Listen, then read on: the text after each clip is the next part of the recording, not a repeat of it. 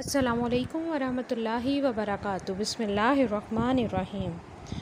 آج کا ہمارا موضوع ہے رشتہ داروں کے حقوق۔ اپنے موضوع کا آغاز میں کرتی ہوں سورہ النساء کی آیت نمبر 1 اور سورہ النحل کی آیت نمبر 90 سے۔ رشتہ داری کے حقوق کا خیال رکھنے کا حکم اللہ رب العزت نے دیا ہے۔ مسلمان کا قریبی رشتہ داروں کے ساتھ وہی برتاؤ ہونا چاہیے جیسے ماں باپ، اولاد اور بہن بھائیوں کے ساتھ ہوتا ہے، جیسے خالہ کو ماں کی طرح سمجھنا، ماموں اور چچا کو باپ کی سی حیثیت دینا اور ان کی اطاعت کرنا، ان کی عزت کرنا، ان سے جھک کر ملنا۔ یہ رشتہ دار مومن ہو یا کافر، ان کے ساتھ حسن سلوک کرنا چاہیے، ان کے ادب میں کسی چیز کی بھی کمی نہیں کرنی چاہیے، ان کی عزت کرنا یہ ہمارا حق بنتا ہے۔ رشتہ داروں کے حقوق کی ادائیگی کو صلہ رحمی کہتے ہیں۔ اب دیکھا جائے تو مسلمانوں کا قریبی رشتہ دار، ہمارا سب سے زیادہ قریبی رشتہ ہمارے ماں باپ کا ہوتا ہے، ہمارے بہن بھائیوں کا ہوتا ہے، یا ماں باپ کا اپنی اولاد سے ہوتا ہے۔ تو یہ وہ رشتہ دار ہیں جو ہمارے گھر میں رہتے ہیں، ان کے ساتھ تو ہم حسن سلوک کرتے ہی کرتے ہیں، اپنے گھر میں رہ کے اپنے پیرنٹس کا خیال رکھنا، اپنے بہن بھائیوں کا خیال رکھنا، یا پھر اگر آپ پیرنٹس ہیں آپ اپنی اولاد کو بھی اسی طرح ہی خیال کرتے ہیں جسے اللہ رب العزت نے حکم دیا، کیونکہ یہ ہمارے بہت قریبی ہوتے ہیں۔ ہر وقت 24 آورس ہمارا ان کے ساتھ اٹھنا بیٹھنا کھانا پینا، اور ہم موسٹلی ان سے بہت اچھے برتاؤ میں رہتے ہیں 24 آورس۔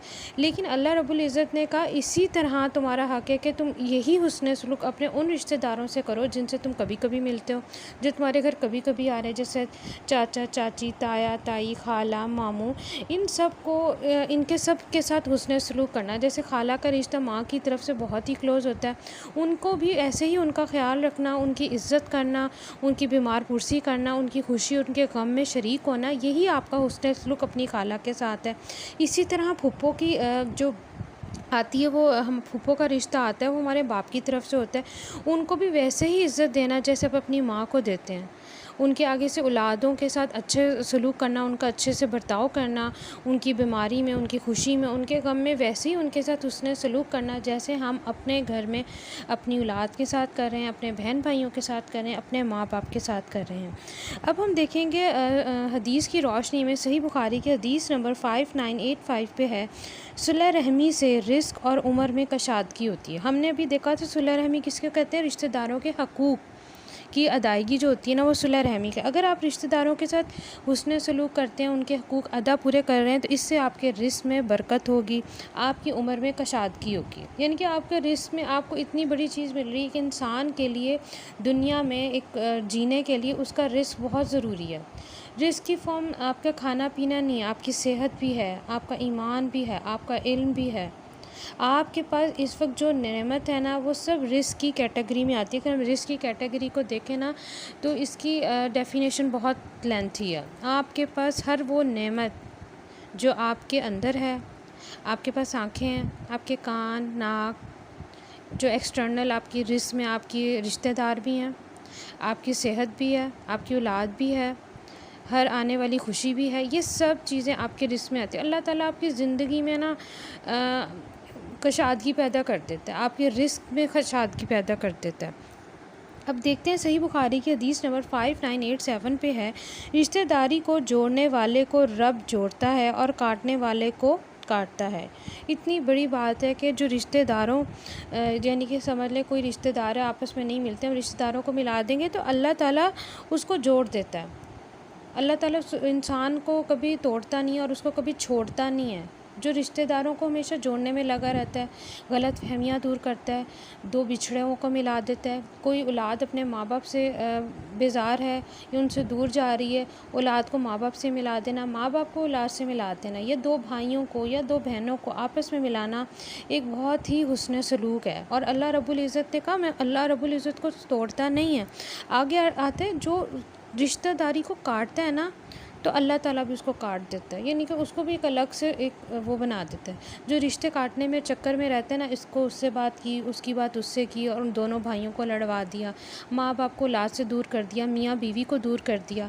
یہ بہت سی ایسی دن میں باتیں ہوتی ہیں، کسی کی بات اس سے کر دی، اچھا اس کی بات اس، یہ سب چیز رشتہ داری کو کاٹنے میں آتی ہے۔ جو رشتے کاٹتے ہیں اللہ بھی اس سے کاٹ دیتا ہے۔ اب نیکسٹ حدیث دیکھتے ہیں، صحیح بخاری کی حدیث نمبر 5984 پہ ہے، قطع رحمی کرنے والا جنت میں نہیں جائے گا۔ اب تک ہم نے جتنے بھی حقوق و فرائض پڑھے، ماں باپ کے پڑھے، اولاد کے پڑھے، ہمسایوں کے پڑھے، سب میں ہم یہی پڑھتے آ رہے ہیں، یہ جتنے حقوق ادا کرنے والے ہوتے ہیں اللہ تعالیٰ ان کے لیے جنت کا رستہ آسان کر دیتا ہے۔ پہلے ہم نے پڑھا باپ جنت کا دروازہ ہے، یعنی کہ باپ کو راضی کر لیں گے تو اللہ رب العزت راضی ہو جائیں گے۔ جنت کا دروازہ تب انسان کے لیے کھلے گا جب وہ باپ کو راضی کر دے گا۔ ہمسایوں کو جو حقوق ادا کرے گا اللہ تعالیٰ نے اس کے لیے جنت کا رستہ آسان فرما دیا۔ اس اولاد کے لیے جنت کا رستہ آسان فرما دیا جو اپنے ماں باپ کے ساتھ حسن سلوک کرے گی۔ یعنی کہ جتنے بھی اللہ تعالیٰ نے حقوق و فرائض اسلام میں انسان کے اوپر امپلیمنٹ کیے ہیں نا، اگر وہ اس کو کمپلیٹ کرتا ہے نا تو اس کے لیے جنت کی خوشخبری، اور جو نہیں کرے گا نا آگے لکھ دیا جنت میں نہیں جائے گا۔ اور جو ماں باپ کے ساتھ کرتا ہے نا تو اللہ تعالیٰ نے کہا کہ وہ تو جنت کی خوشبو بھی نہیں سونگھے گا۔ تو ہم اس سے دیکھا جائے نا جنت اور جہنم کا جو فیصلہ ہے نا وہ ہماری حقوق و فرائض پہ بھی ہے۔ حقوق ادا ہوئے تو جنت بھی مل جائے گی، نہ ادا ہوئے تو ہمیں جنت نہیں ملے گی۔ جو رحم نہیں کرتا، یہ ہے صحیح بخاری کی حدیث نمبر 7376 پہ، اور مسلم کی حدیث نمبر 6030 پر ہے، جو رحم نہیں کرتا اس پر رحم نہیں کیا جاتا۔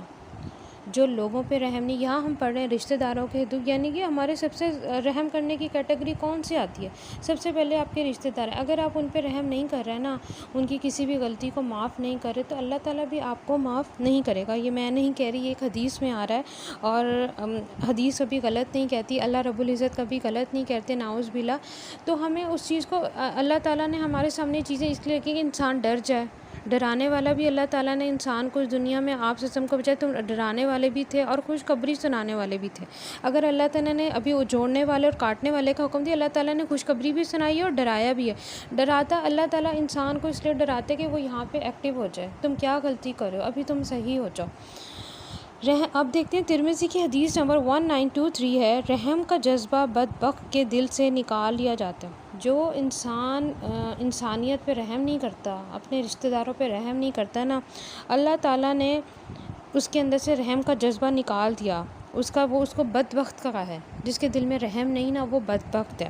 سنن نبی داؤد کی حدیث نمبر 4941 پہ ہے، رحم کھانے والوں پر آسمان والا رحم کرتے۔ کتنی پیاری بات کی ہے، ایک جگہ جو رحم نہیں کھاتا وہ بدبخت ہے، وہ جنت میں نہیں جائے گا، اس کو اللہ کاٹ دے گا۔ اب اللہ نے اتنی پیاری بات حدیث میں ہمیں ملتی ہے، رحم کھانے والوں پر آسمان والا رحم۔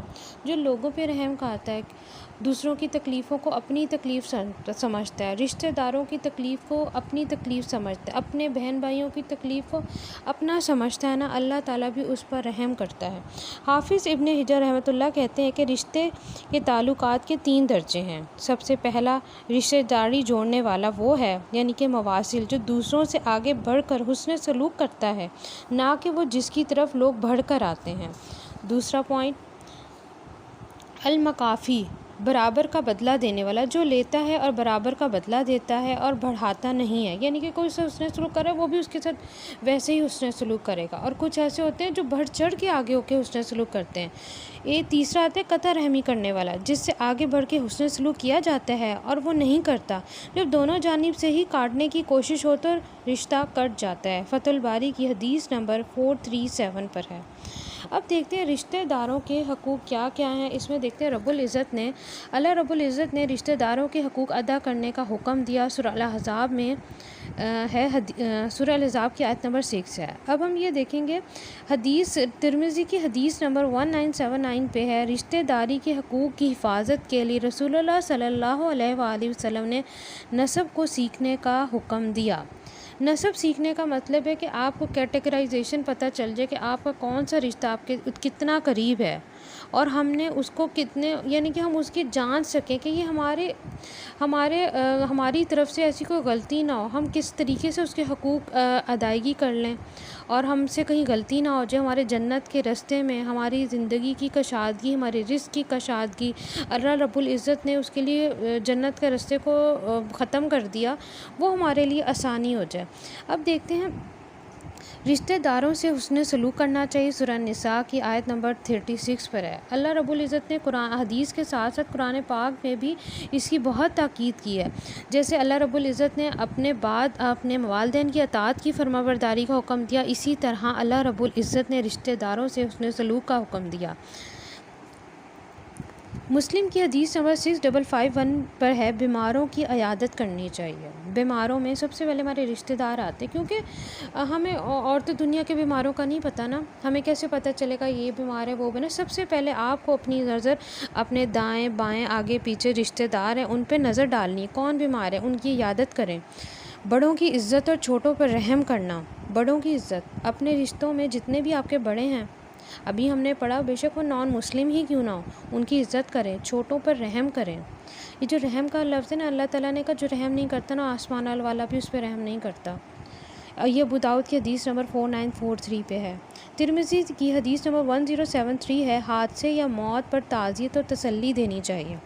ہمارے رشتہ داروں میں، ہمارے خاندان میں ایسی باتیں ہو جاتی ہیں جہاں پہ حادثے ہو جاتے ہیں، موت ہو جاتی ہے، تو ان سے تعزیت کرنی چاہیے، یہ بھی ان کا حق ہے اور ہمارا فرض بنتا ہے۔ رشتہ داروں کے جتنے حقوق ہیں ان کی ادائیگی جہاں جہاں ہم پریزنٹ ہیں، اگر ہم نہیں ہیں تو اس وقت تو وہ ایک الگ مسئلہ ہے، لیکن جہاں پہ آپ ہیں، ایک ہی شہر میں رہتے ہیں، ایک ہی جگہ پہ رہتے ہیں، تو تعزیت کرنا آپ کا فرض بنتا ہے۔ مصیبت میں ہمدردی کرنی چاہیے۔ اگر کوئی آپ کا رشتہ دار کو مصیبت میں ہے، آپ اس کے ساتھ ہمدردی کر لیں۔ آپ اس کی مدد نہیں کر پا رہے، اپنے منہ سے آپ کے دیے گئے الفاظ ہمدردی کے لیے اس کے لیے بہت زیادہ معنی رکھتے ہیں۔ مسلم کی حدیث نمبر 6525 پہ نرم پہلو رکھنا چاہیے، خواہ رشتہ دار ظلم اور سختی کریں۔ آپ کے رشتہ دار آپ سے کتنی ہی سختی کر لیں، کتنا ہی آپ پہ ظلم کر لیں، آپ کی طرف سے آپ کا پہلو نرم ہونا چاہیے۔ بخاری کی حدیث نمبر 2318 پہ ہے، رشتہ دار اگر محتاج ہوں تو ان سے صدقے کی ابتدا کرنی چاہیے۔ ہمارے خاندانوں میں یا پھر ہمارے ایسے رشتہ دار ہیں جو بہت غریب ہوتے ہیں، کچھ بہت امیر بھی ہوتے ہیں، اگر آپ اتنی استطاعت رکھتے ہیں تو اپنے خاندان میں چھوٹے رشتہ داروں کا خیال رکھیں۔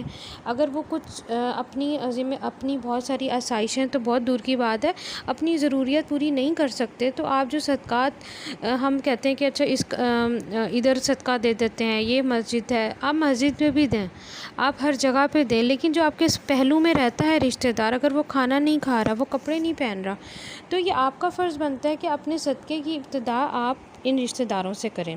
نیکی کا حکم دیں، اپنے رشتہ داروں کو برائی سے روکیں، ان کے ساتھ خیر خواہی کریں، رشتہ داروں کی تکلیف دور کرنی چاہیے، رشتہ داروں کو خوش کرنا چاہیے، رشتہ داروں کے حقوق ادا کرنے کے لیے ان کے پاس جانا چاہیے، اگرچہ وہ دور ہی دراز علاقوں میں رہتے ہوں۔